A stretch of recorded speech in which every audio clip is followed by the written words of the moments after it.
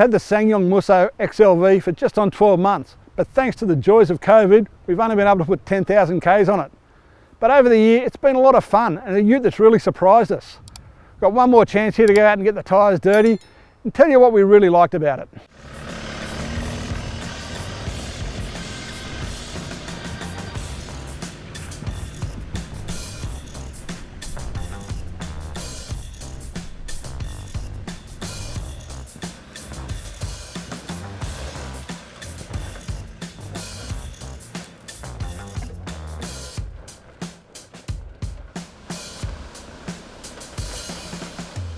Something I really love about driving this Musso is the size of its cabin. It's wider and hence bigger than every other one-tonne ute on the market, which makes it more comfortable to drive, and you really appreciate that. Then there's the features it has for a $40,000 ute.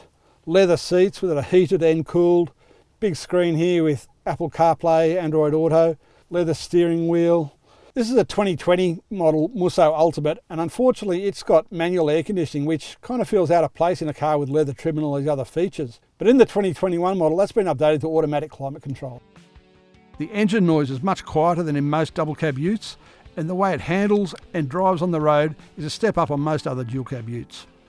The fact that SsangYong teamed with four-wheel drive specialists Ironman 4x4 to develop a range of accessories for improved suspension and underbody protection really speaks a lot for the brand. We spec'd this car up with the Ironman suspension, which gives it firmer ride, better handling and a little bit more suspension lift. It still suffers from lack of ground clearance when you get off-road, and that rear overhang really gets hung up when you're coming out of gullies, but it's a step up on the standard XLV. When we got this Musso Ultimate 12 months ago, it was a $43,000 drive-away car, and that's value you can't beat in this segment. We may not have been able to get away with the Musso on any big trips, but it's been our day-to-day driver and a photographer's support vehicle on many road tests and other jobs, including the 4-wheel drive of the year test in the Victorian High Country. We've made a few interstate trips with it, and it really tackles those highway drives with ease and comfort. On a recent highway trip, I had to change a deflating tyre. I was pleased to find that even the jack and its associated hardware were all solid, good quality bits that made the job as easy as possible. Now that's something you can't say about the jacking products in a lot of new cars. The calibration of the electronic traction control in the Musso isn't as fast reacting as some of the newer, best systems in the class, but it's backed up by an auto-locking rear differential.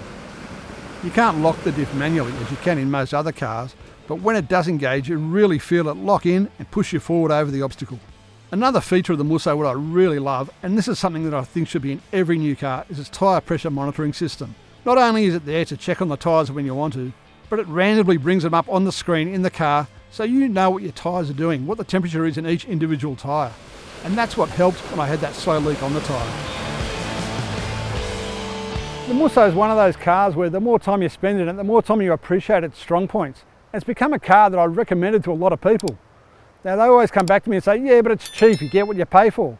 But the Musso is more about a cheap entry price. It's a great car to drive. It's one I really enjoy. And you know what, I'm kind of going to miss the old Musso.